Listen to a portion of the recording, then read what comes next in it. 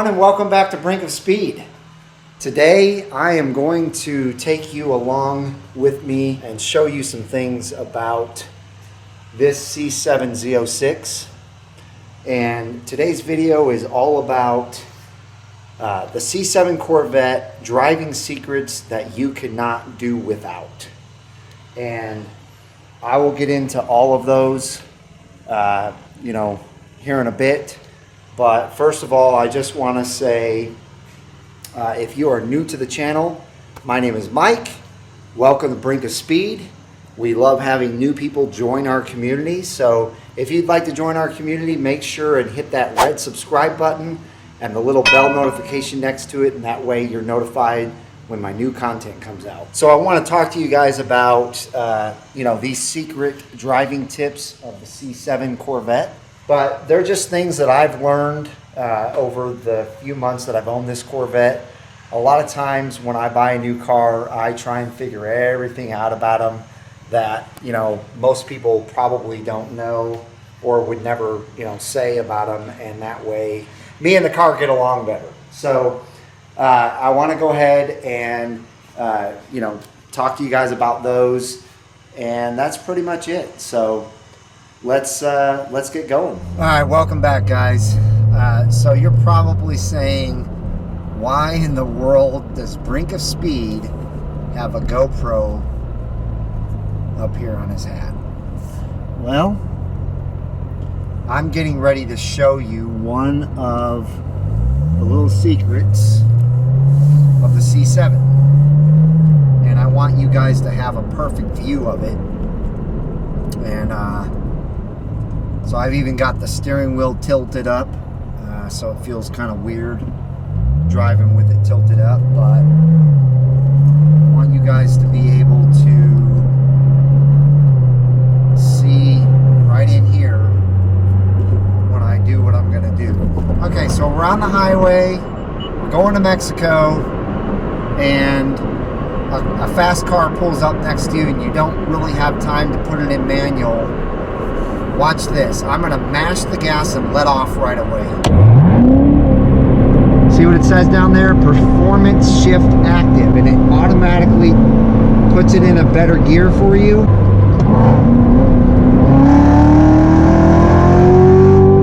So it puts you in the right gear to just get on it, and you don't have to downshift or anything. It does it all for you. You can do that at any speed, and it will downshift for you and put you in most likely the best gear for you to go ahead and get on it and have no trouble with racing somebody in Mexico. So I'm going to show you that one more time. So somebody pulls up next to you, floor it,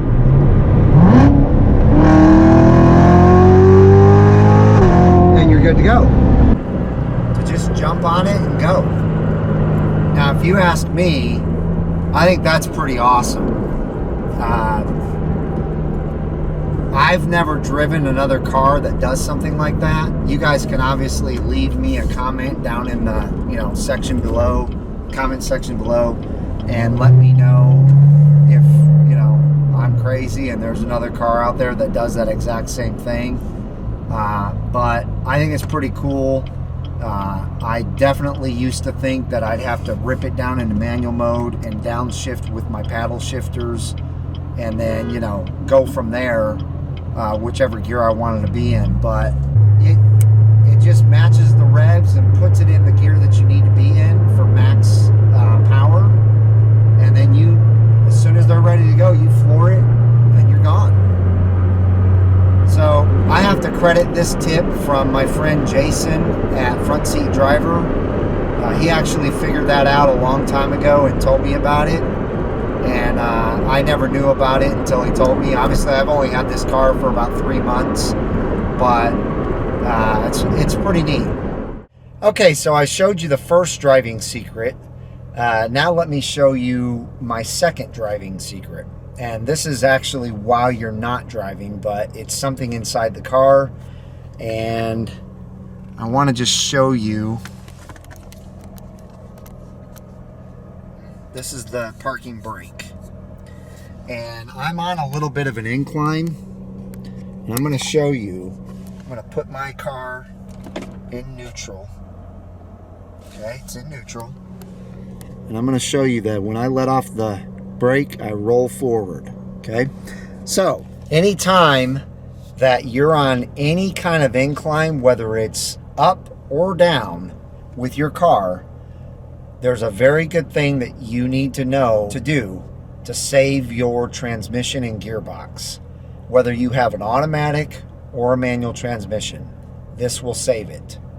A lot of people will just throw it in park, let off the brake, and then their car rolls forward or it comes backward. And that puts a lot of strain on the transmission. So, let me show you what to do. Come down here, pull up on this lever, and let the parking brake engage. Leave your car in neutral. Leave your car in neutral. Let off the brake so that your car catches on the parking brake. Push the brake back in and push up all the way to park. And then take your foot off the brake. This leaves the car resting on the parking brake instead of the transmission. And I know there's a lot of people out there that if they're on a very steep incline, they use the parking brake.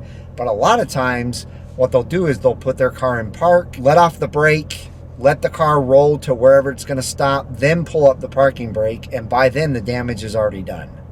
So in this scenario, always put your car in neutral, pull up the parking brake, let the brake out so that you rest against the parking brake, then press your brake again and put the car back in, or put the car in park, and then there will be no strain on the transmission at all.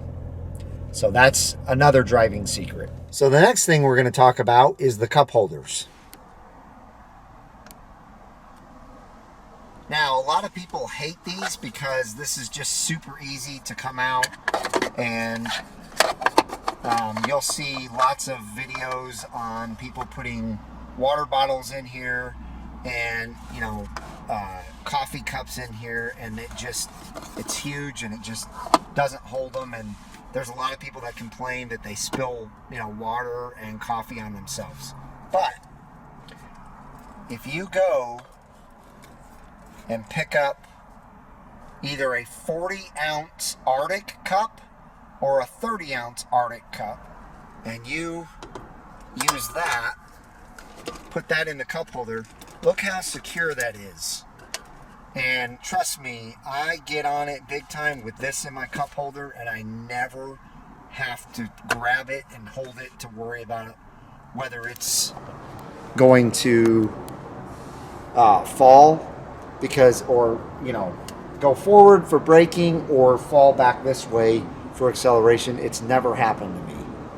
So I'm not saying everybody needs to go out and buy one of these, but why wouldn't you? They're like, this thing is 40 ounces and it's like $12, and it keeps your ice freezing all day long. And by the way, I'm not being sponsored by Arctic. This is just me showing you that this cup stays steady and firm in this terrible cup holders. So that's my third secret. Now let's go ahead and jump into the next one. All right, guys, so my next driving secret is probably, in my opinion, the most important secret out of all of them. It's something that my good buddy Chris showed me. He has some great tips, and this is one of them. So a lot of people, when they adjust their side mirrors, talking about these side mirrors, they think that they have to be able to see the side of their car. And I'm telling you right now, I would say 99% of the population adjust their side mirrors so that they can see the side of their car. But that's not going to get rid of any kind of blind spots. In fact, it's going to make your blind spot on your left and right worse than ever. And since I've owned 3 Corvettes, and all of them are impossible for you to turn your head like this and actually be able to see behind you, you have to rely 100% on your mirrors. Now, I will turn my head so that out of my peripheral vision, I may see something coming up right here, and same over here. But for the most part, I use my mirrors, and I'll show you exactly what I'm talking about. So you got to get your left cheek all the way pressed up against the window over here, and then you can go ahead and make the adjustment to the mirror. And get that mirror so that it barely sees the outside of your car. Now, when you come back over here and you look in that mirror, you'll see what it sees. It has no part of the car in the mirror anymore. But what that allows you to be able to see when you're driving is a car right in your blind spot. So when you look over there, if there's nothing in that mirror and you don't see anything out of your peripheral vision, there's no car over there. It's either in your rear view mirror or there's no car there. So with a Corvette, you have to set your mirrors like this to be 100% positive that you've gotten rid of all of the blind spots. Now the same goes for this left side. What you have to do is you have to bring yourself over to the center of the car, and then you look at that mirror, and like right now it's showing the side of the body of the car. But what you want to do is you want to move that away so that you basically can see the very edge of the side of the body, and then that one's set. So now that's going to completely get rid of all blind spots. So I hope you guys enjoyed the mirror tip, because honestly it will save you from ever sideswiping a car. Basically, you want to look to the left. If you don't see anything with your peripheral vision and you don't see anything in that mirror, no one is over there. And same with the right. If you look over there and you don't see anything in the mirror, you don't see anything in that back window out of your peripheral vision, there's nothing there. And obviously you need to use your rear view mirror to look to see where the cars are positioned behind you before you ever even look in these two mirrors. But that's how you want to save yourself from hitting a car because it was in your blind spot, because now you no longer have blind spots. Okay, and last but not least, this is the fifth thing that I want to go over with you. That is, it's not really a driving secret, but it is part of the C7, and I wanted to go ahead and give you this amazing secret. And there may be a lot of people out there that already know about this, but it is nice to be able to use. I just lifted the back hatch, as you can see, and this is only true on the 2015 C7s and 2014 C7s. I believe the 2016 and up has taken care of this problem. But if both doors are shut and both windows are up, when you go to shut this hatch, it doesn't shut. So as you can see, there's a space there, and what you end up having to do is you end up having to put your greasy paws on this and latch it shut. Now, the 2016 and above, all you do is just get it to that point, and there's an electric motor that pulls the hatch down the rest of the way, and it shuts all the way tight for you. So, with this version being the way that it is, what I learned very quickly was that there was an airtight vacuum seal. So if you just open a door or you open a window and you do the same scenario where you shut this hatch, it's very simple and it shuts with no problem at all. So to avoid having to ever touch your paint which I hate having to do, especially when it's clean. You get all kind of grease marks and, you know, finger marks and smudge marks and everything on the car. Instead of having to do that, just open your door or open your window and it takes care of that problem right away.